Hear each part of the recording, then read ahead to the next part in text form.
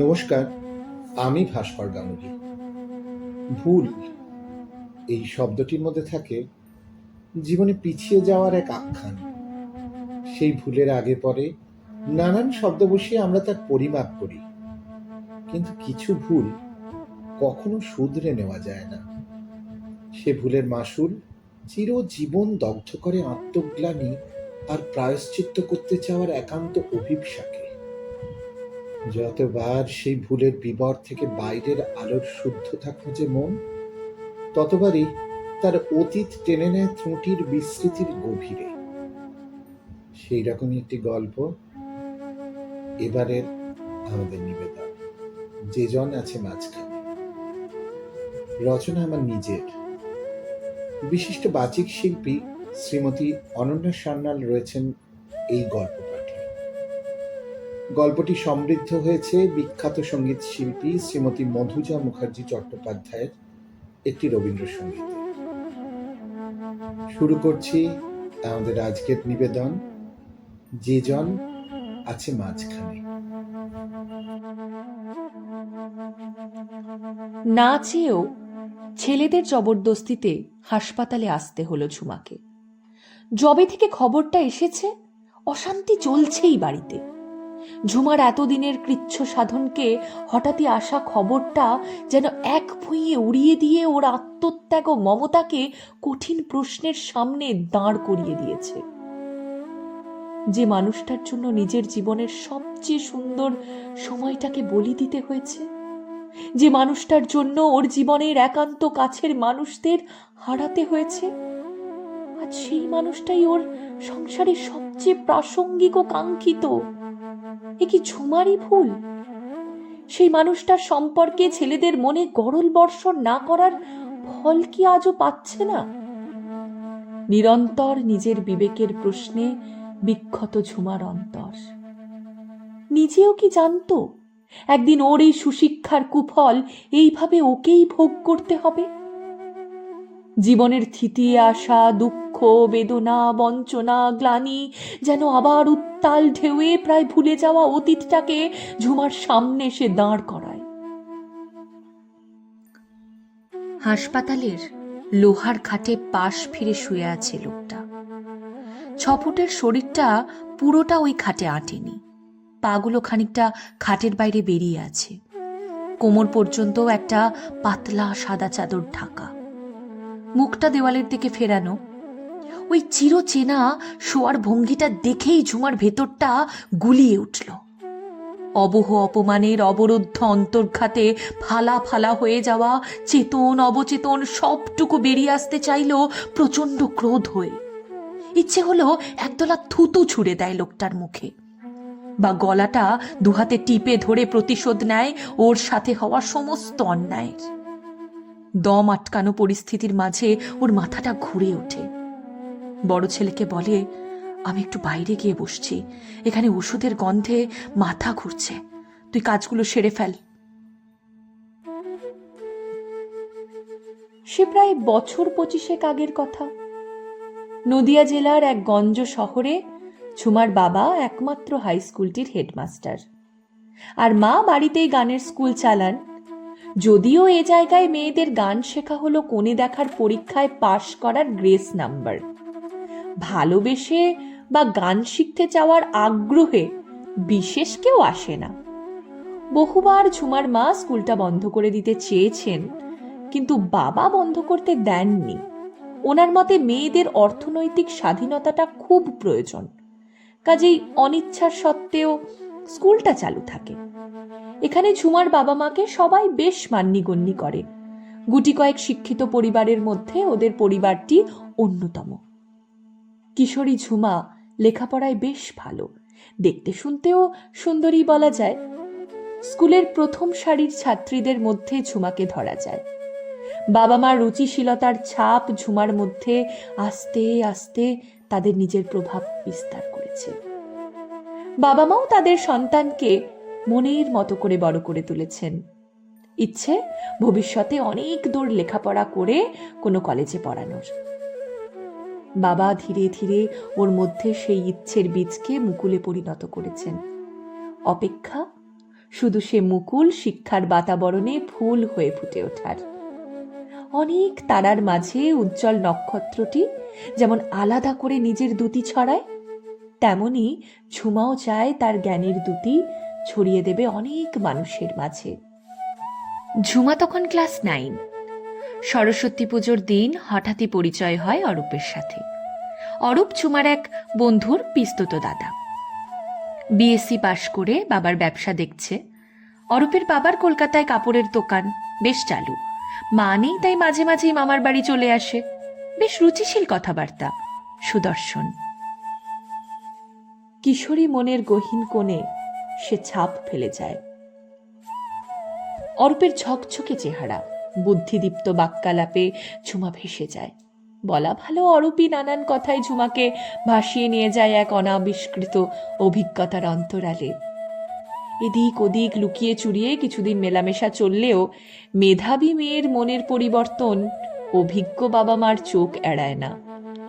ছোট জায়গার ছোট পরিমণ্ডলে কথা বেশি দিন চাপাও থাকে না। তারা সোজাসুজি ঝুমাকে প্রশ্ন করে জানতে পারেন অরূপের ইতিবৃত্ত।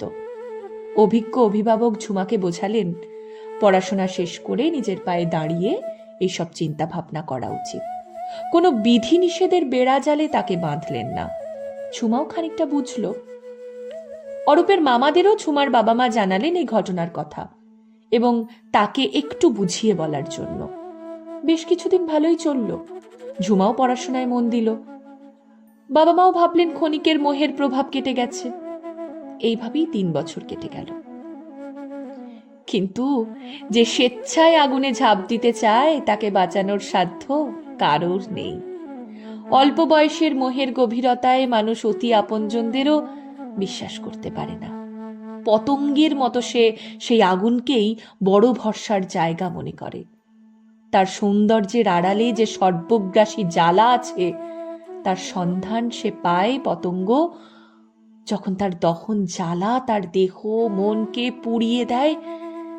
তখন ঝুমার ক্ষেত্রেও তার অন্যথা হলো না। উচ্চ মাধ্যমিক পরীক্ষার শেষ দিনে ঝুমা আর অরূপ বিয়ে করে ফেলল। হয়তো ভেবেছিল বাবা মা যতই আপত্তি করুন না কেন একমাত্র সন্তানকে ফেলতে পারবেন না। কিন্তু এইখানেই একটা চরম ভুল হলো। অন্য ধাতুতে গড়া দুটো মানুষ ঝুমাকে তাদের জীবন থেকে মুছে ফেলতে দ্বিধাবোধ করলেন না। এবার ঝুমার সামনে উন্মুক্ত হলো জীবনের এক না দেখা ভয়াল পরিবেশের। বিয়ের পর কলকাতার শ্বশুর বাড়িতে পা রেখে ঝুমা জীবনের প্রথম আঘাতটির সম্মুখীন হলো। একটা আধভাঙা বাড়ি, নোংরা কলোনি পাড়ায়। ঝুমার শ্বশুরের ফুটপাতে একটা জামা কাপড়ের দোকান, সেটা খুঁড়িয়ে খুঁড়িয়ে চলে, যার রোজগারের বেশিরভাগটাই চলে যায় তার নেশায়। প্রায়শই মধ্যরাতে অশ্রাব্য গালিগালাজ করতে করতে বাড়ি আসেন তিনি। চিরকাল শিক্ষিত রুচিশীল পরিবেশে বড় হওয়া সদ্য পিতামাতার আশ্রয় হারা মেয়েটি প্রতিনিয়ত নিজের মনের দেওয়ালে মাথা কোটে ইহেন কৃতকর্মের নির্মম শাস্তির পরিমাপে। জীবনের দুর্বোধ্য জ্যামিতিক জটিলতার কাছে হার মানেন সেদিন। যে প্রেমের আবেশের আবেগে মহান্ধ হয়ে একদিন অরূপকে সবচেয়ে বেশি বিশ্বাস করেছিল, সেই আবেশের যন্ত্রণা বিক্ষেপে খান খান হয়ে ভেঙে পড়ে তার বিশ্বাস। প্রণয়ী প্রতারণার প্রবল আঘাতের সাথে যোগ হয় স্বপ্নভঙ্গের এক জটিল যন্ত্রণা। এর মধ্যেই একদিন অরূপ খবর আনে ঝুমার বাবা চাকরি ছেড়ে সমস্ত সম্পত্তি কোনো এক আশ্রমকে দান করে মাকে নিয়ে কোথাও চলে গেছেন। এবার ঝুমার মাথায় আকাশ ভেঙে পড়ে। এ দুঃসহ জীবনের দুর্বিপাকে কোথাও একটা কল্পনার ভরসা ছিল সেই মানুষ দুটো, কিন্তু আজ এই সংবাদে সম্পূর্ণ অনাথ হয় ঝুমা। শরীরে তখন এক অনাগত প্রাণীর পদধ্বনি। অকর্মণ্য অরূপ বাবার দোকানে মাঝে মাঝে বসলেও সেখান থেকে কোনো উপার্জনের চেষ্টা তার ছিল না। হয়তো ভেবেছিল সচ্ছল শ্বশুরের পয়সায় জীবনটা কেটে যাবে, কিন্তু সে রাস্তাটিও বন্ধ হওয়ায় তার পুরো আক্রোশটা গিয়ে পড়ল ঝুমার উপর। প্রতিনিয়ত তার এই ভাগ্য বিপর্যয়ের জন্য ঝুমাকেই দায়ী করতে লাগলো।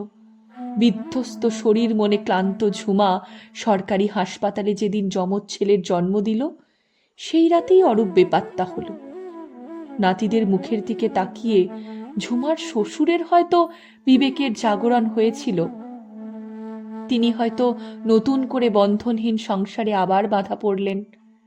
এবার তিনি সংসারে কিছুটা মন দিলেন। স্বাচ্ছন্দ্য না এলেও গ্রাসাচ্ছেদের ব্যবস্থার খানিক উন্নতি ঘটল। এর মধ্যেই খবর এলো অরূপ আবার নতুন সংসার পেতেছে মুম্বাইতে না চেন্নাইতে কোথায় একটা।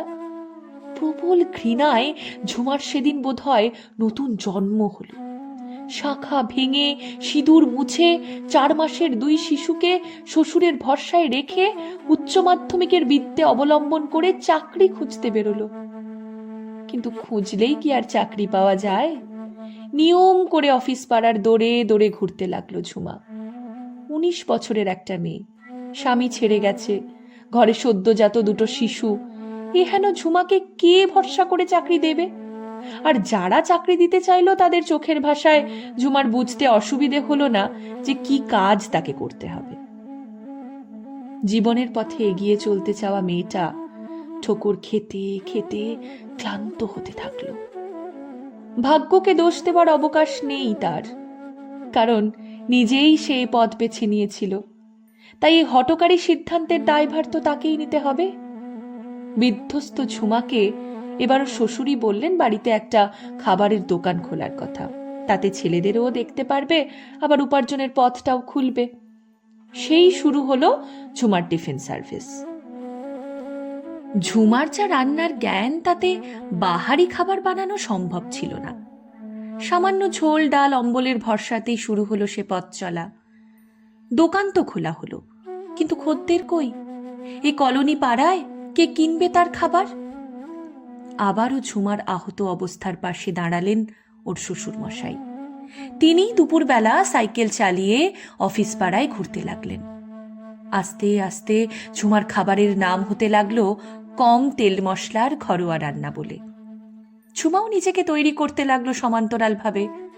টিভিতে রান্নার অনুষ্ঠান দেখে, এবাড়ি ও বাড়ি থেকে চেয়ে আনা পত্রপত্রিকা থেকে শিখতে লাগলো নতুন নতুন রান্না। ঠিক এই রকমই একটা ঘুরে দাঁড়ানোর দিনে আবার নতুন করে বজ্রপাত হলো ঝুমার সংসারে। ঝুমার শ্বশুর মশাইয়ের দোকানটা অবৈধ বলে ভাঙা পড়ল। যে মানুষটা তরুণী বৌমা ও দুধের শিশু নাতিদের মুখের দিকে তাকিয়ে নতুন করে বাঁচার চেষ্টা করেছিলেন, সেই মানুষটা এবার সম্পূর্ণভাবে ভেঙে পড়লেন। নিজের সন্তানের অবিমিশ্রকারিতার ফলে 3টি প্রাণের এহেন দুরাবস্থার জন্য প্রতিনিয়ত নিজেকেই দোষী ভাবতে লাগলেন। ভগ্ন মন শরীরকেও ভেঙে দিতে লাগলো। কোনো মতে যৎসামান্য চিকিৎসায় কোনো উন্নতিতে সাড়া না দিয়ে একদিন নিঃশব্দে নিঃশেষ হয়ে গেলেন। ঝুমা আবার পড়ল অথই জলে। কিন্তু এবার থেমে গেলে ঝুমার চলবে না। কাজেই নিজের রান্না নিজে করে গুছিয়ে শুরু হলো তার হোম ডেলিভারির কাজ। ছেলে দুটোকে কখনো প্রতিবেশীদের ভরসায়, আবার কখনো ঘরে তালা দিয়ে এক মন উৎকণ্ঠা নিয়ে এগিয়ে চলতে লাগলো তার একমাত্র অবলম্বন। ঠিক এইরকম একটা সময় বেশ বড় সড়ো একটা অফিস থেকে ঝুমার ডাক পড়ল তাদের ক্যান্টিন সামলানোর। দিনে প্রায় 200-250 মানুষের খাওয়া দাওয়ার ব্যবস্থা। ঝুমা যেন আকাশের চাঁদ পেল। থমকে যাওয়া বিপদসংকুল জীবনের পাথরের খাঁজে খাঁজে আঘাত পাওয়া নদীটি যেন চড়াই উতরাই পার করে সমতলের রাস্তা ধরল। সচ্ছলতার স্বাদের সন্ধান পেতে চাওয়া ঝুমার মন নতুন করে স্বপ্ন দেখতে শুরু করলো একটু ভালোভাবে বাঁচার। অর্থই যেখানে শান্তির পথ, সেই পথে যেন ঝুমা একটু হাঁপ ছেড়ে বাঁচল। এই ক্যান্টিনেই একদিন হঠাৎ দেখা প্রণবের সাথে। প্রণব ঝুমার বাবার কৃতি ছাত্র। স্কুল পাশ করে ইঞ্জিনিয়ারিং পড়তে কলকাতায় চলে এসেছিল। ছুটি ছাটায় বাড়িতে এলে ঝুমার বাবার সাথে দেখা করতে আসতো। বিব্রত ঝুমা প্রণবকে এড়িয়ে গেলেও প্রণব ঝুমাকে ডাক দেয়, বলে, আরে তুই মাস্টার মশাইয়ের মেয়ে ঝুমা না?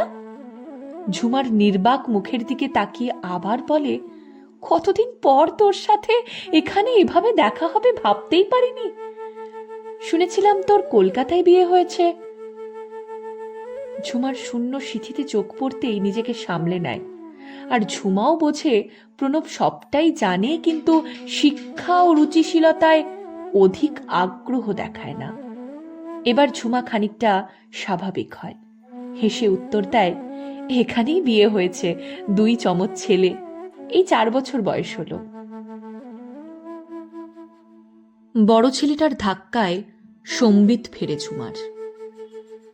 স্মৃতির অতলে তলিয়ে যাওয়া তার জীবনের নানান দুঃস্বপ্নের মালা গাঁথতে গাঁথতে ক্লান্ত ঝুমা সুতসুতোটা হারিয়ে ফেলতে চায় বারবার। কিন্তু কি এক দুর্বিপাকের দুর্যোগের কালো মেঘ অতীতের দগদগে ঘাগুলোকে রক্তস্নাত করে চলে ওর সুখী হতে চাওয়া চেতনাকে। ওর জীবনের হস্তরেখার জটিল বক্রতা বারবার জীবনের অস্তরেখার পদক্ষেপের বার্তা আনে। আবারও কি নতুন কোনো সংঘাতের জন্য তৈরি হতে হবে ঝুমাকে? সত্যি কি কিছু ভুল কখনো শুধরে নেওয়া যায় না? কেন তারা বারবার সেই ভুলের অনুরণনের যন্ত্রণা দিয়ে ঠেলে দেয় অতীতের বিবরে? 100 পা এগিয়ে যাওয়া ঝুমাকে কেন 1000 পা পিছিয়ে যেতে হয়? ছেলে ওর হাঁ করা মুখের দিকে তাকিয়ে বলে, কি এত ভাবছো? আমি একটু থানা থেকে আসছি। ঝুমা কপাল কুঁচকে প্রশ্ন করে, আবার থানা কেন? কি কাণ্ড ঘটিয়ে রেখেছে? ছেলেটি উত্তর দেয়, না না, ওনার আইডি গুলোতে তো আমাদের বাড়ির ঠিকানা আছে, সেগুলো থানায় জমা আছে, ওগুলো হাসপাতাল থেকে বলল নিয়ে নিতে, আর একটা ডিক্লারেশন দিতে হবে যে আমরা ওনাকে নিয়ে যাচ্ছি। তুমি এখানেই বসো, ঘন্টাখানেক হয়তো লাগবে। মাথা নাড়ে ঝুমা, আবার চোখ বন্ধ করে মাথাটা এলিয়ে দেয় দেওয়ালে। আবারও বন্ধ চোখের পেছনের প্রেক্ষাপটে স্মৃতির চলচ্চিত্র। প্রণবের মতো বড় মাপের কর্মীর ক্যান্টিনের মালিকের সাথে বসে গল্প করা সাজে না, সেটা ঝুমা প্রণব দুজনেই জানতো। ওই খাবার দেওয়া নেওয়ার মাঝখানে কেমন আছিস, ছেলেরা কি করছে, এই জাতীয় কথাবার্তার মধ্যে সীমাবদ্ধ ছিল। হঠাৎই একদিন ঝুমার বাড়ির সামনের বাস স্টপে দেখা হয় প্রণবের সাথে। তখনই ঝুমা জানতে পারলো প্রণব কাছেই বাড়ি করেছে।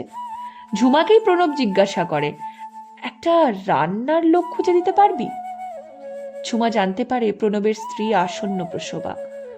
ওরা দুজন একাই থাকে, বাড়ির অমতে ভিন্ন ধর্মে বিয়ে করায় 2 বাড়ি থেকেই ওদের সাথে আর সম্পর্ক রাখেনি। প্রণব হেসে বলে, আমরাই একে অপরের সঙ্গী, আমাদের কাউকে লাগে না। আসলে ও এত কাহিল হয়ে পড়েছে যে একটা রান্নার লোক না হলেই চলছে না। ঝুমা দেখবো বলে পাশ কাটালেও প্রণবের প্রয়োজনটা বেশি, তার তাগাদা বজায় থাকলো। এরকমই একটা দিনে বিরক্ত ঝুমা প্রস্তাব দেয়, তোমার ঠিকানাটা দাও, আমি রান্না করে 2 বেলা পৌঁছে দিয়ে আসবো। প্রণব কৃতজ্ঞতায় অভিভূত হয়। সেই ঝুমার প্রণবের বাড়ি যাওয়া, ছিমছাম সুন্দর সাজানো গৃহকোণ। বৃত্তের সাথে রুচির এমন মেলবন্ধন ঝুমার কল্পনার বাইরে। প্রণবের বাড়িতে নিজেকে কেমন বেমানান লাগে। নিজের মনেই ভাবে, কোথায় প্রণব তার সেই গ্রামের বাড়ি, আর কোথায় এই সুখী গৃহকোণ। প্রণবের স্ত্রী খুব সুন্দর, যেন ছবিতে আঁকা এক মূর্তি, কিন্তু বড্ড রোগা, সাথে বিশাল বড় পেটটা যেন কি এক দুর্যোগের পূর্বাভাস। নিজের অজান্তেই ঝুমা বলে, বৌদির কি একটু যত্ন নিতে পারো না? এ কি চেহারা হয়েছে, বাচ্চা হওয়ার ধকল নিতে পারবে? ওর স্নেহের ধমকে প্রণবের স্ত্রী উত্তর দেয়, এবার তুমি নিও আমার যত্ন, ও কি আর এসব বোঝে? না চেয়েও সেই থেকেই প্রণবের সংসারে এই রুগ্ন মেয়েটির মায়ার বাঁধনে আটকে পড়ে ঝুমা। কিভাবে যে সে এই সংসারটাকে 10 হাতে নিজের সংসার, প্রণবের সংসার সামলেছে, সেটা ভাবলে নিজেই অবাক হয়। কিন্তু ভাগ্যের কি পরিহাস, প্রসবকালে দামি হাসপাতালে অতিরিক্ত রক্তপাতে মেয়েটি মারা গেল। সদ্যজাত শিশুটিও 1 ঘন্টার বেশি বাঁচল না।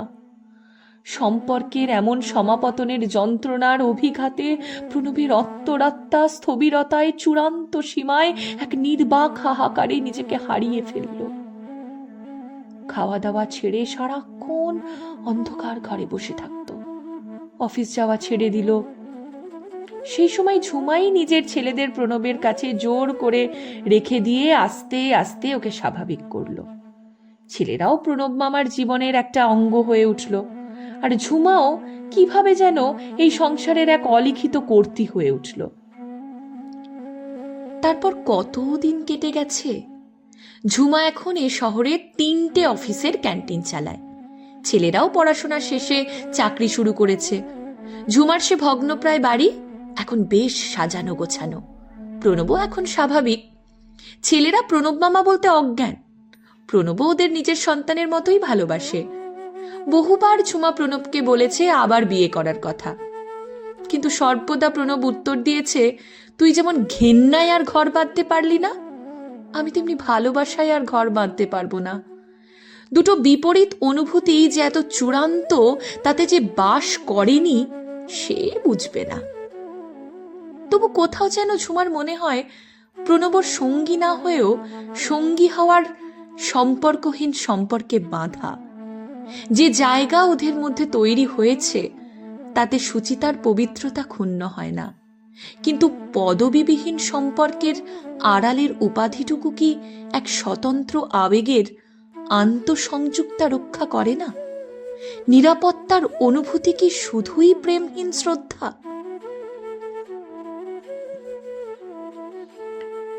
এইরকমই বিনা মেঘে বজ্রপাতের মতো একদিন বাড়িতে পুলিশ আসে।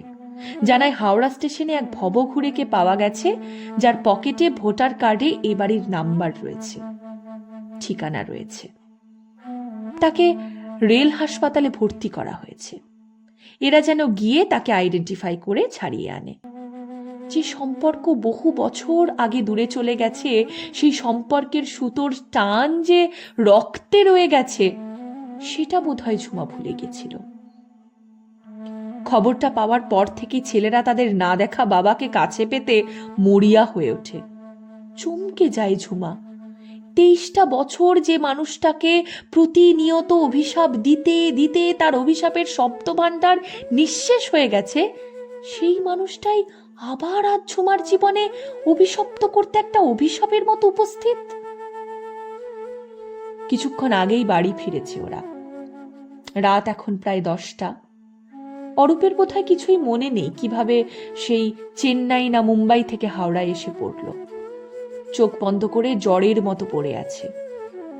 ঝুমা নিজের জিনিসপত্র গুছিয়ে নিচ্ছে, কাল সকাল হলেই এ বাড়ি ছাড়বেও।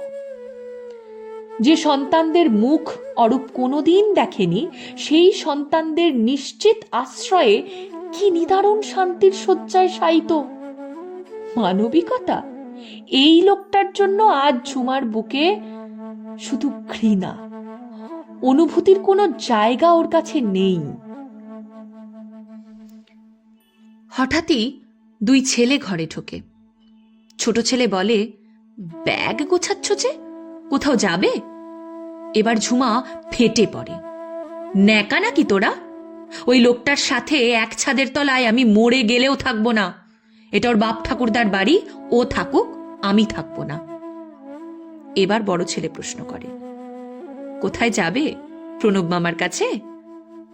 চমকে তাকায় ঝুমা। দুজনের চোখেই এক কুটিল অশ্লীল জিজ্ঞাসা। বলে, যেদিকে 2 চোখ যায় যাব, এই বাড়িতে আর নয়। আর কোথায় যাব সে কৈফিয়ত তোদের দেব না। আমার 42 বছর বয়স হলো, নিজের জীবনের সিদ্ধান্ত নিজে নিতে পারি আমি, তোদের মতামত নিতে হবে না আমায়। ছোট ছেলে বলে, বয়সটা 42 বলেই তো মা, এই বয়সে আর লোক হাসিও না, আমাদের সমাজে বাস করতে হয়। কি কুশ্রী ইঙ্গিত আত্মজোর মুখে। স্থানু হয় ঝুমা, একটা টেনে থাপ্পড় মারার জন্যও হাত ওঠে না। অনেক কথা বলতে ইচ্ছে হয়, কিন্তু কি করে ভুলে গেল ওরা ওর আত্মত্যাগ আর ওই মানুষটার নানান অবদানের কথা। আজ এই শয়তান জড়ভরত বাপের জন্য নিজের মায়ের সম্বন্ধে এই অশ্লীল ইঙ্গিত। কথাহীন ঝুমা এদের অবাক মুখের সামনে ব্যাগটা টেনে ছুঁড়ে বাড়ি থেকে বেরিয়ে আসে কোনো এক অজানা গন্তব্যের উদ্দেশ্যে। নিশ্চিত নিরাপত্তার সন্ধানে পাটা কিন্তু টেনে নিয়ে আসে ঝুমাকে প্রণবের বাড়ির দরজায়। ইচ্ছে করে ঝাঁপিয়ে পড়ে প্রণবের বুকে, বলে, আশ্রয় দাও আমায়, আমি সব ছেড়ে এসেছি তোমার কাছে।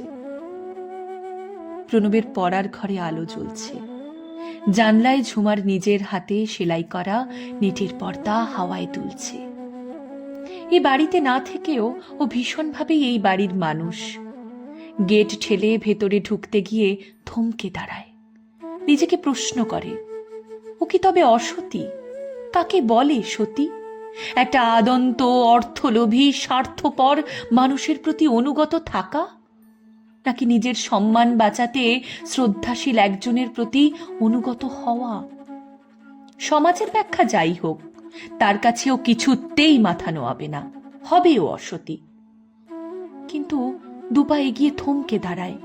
ওর ছেলেরা, তাদের যে সমাজ অসতী মায়ের সন্তান বলবে, মা হয়ে তা ও মানবে কি করে? পায়ে পায়ে পিছিয়ে আসে। যে শেকল সমাজ ঝুমাদের পায়ে পড়িয়ে দিয়েছে, তার ভার টেনে টেনে স্লথ গতিতে পিছিয়ে আসেও। কিছুতেই পারবে না ওর সন্তানদের কপালে কুলত্যাগিনী মায়ের তকমা লাগাতে। রাস্তায় বসে পড়ে ঝুমা, পারে না তার ঈপ্সিত পুরুষের হাতটা ধরতে। মাঝখানে যে স্বার্থান্বেষী সম্পর্কের চক্রে অনেক মুখ, সে মুখের ভিড়ে ও ভারে ক্রমে হারিয়ে যায় পরম চাওয়ার মানুষটি। কিন্তু কোথায় যাবে ও? সেই সম্পর্কহীন রক্তের সম্পর্কের বদ্ধ খাঁচার জঠরে, নাকি অন্য কোথাও, নাকি অনন্ত মুক্তির চির চেনা পথে? যাহারিয়ে যায় তা আগলে বসে রইব কত আর।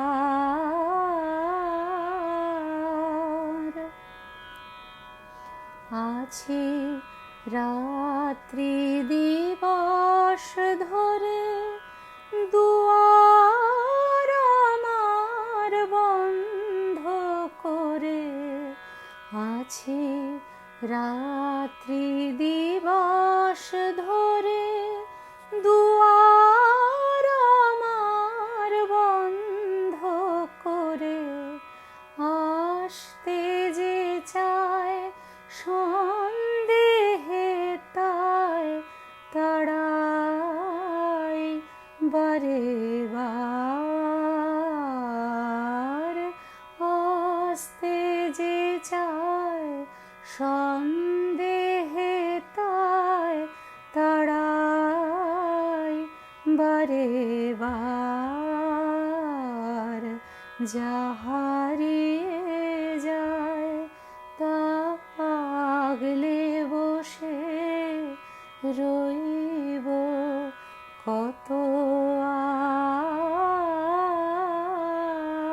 আর। তাই তো কারো হয় না আশা আমার একা ঘরে,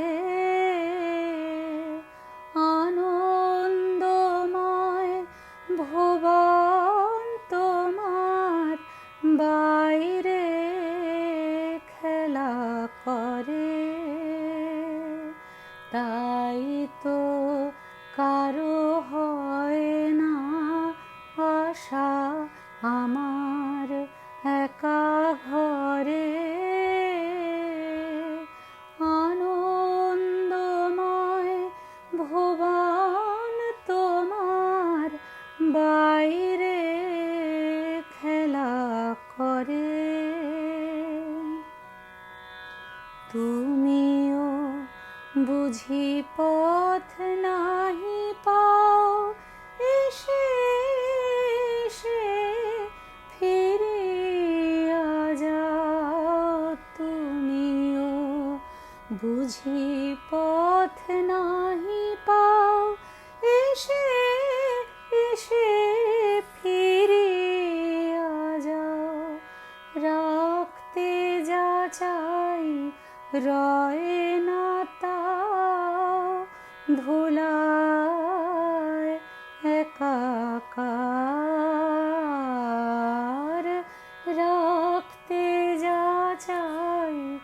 রয়ে না তা ধুলায় একাকার, যা হারিয়ে যায় তাগলে বসে রইব কত আর পারিনে রাত জাগতে, হে নাথ ভাবতে অনিবার, যা হারিয়ে যায় তাগলে বসে রইব কত আর। আমাদের আজকের নিবেদনটি আপনাদের কেমন লাগলো তা কমেন্টে জানার অপেক্ষা রইল। আমাদের সকলের তরফ থেকে আপনাদের অসংখ্য ধন্যবাদ। ভালো থাকবেন।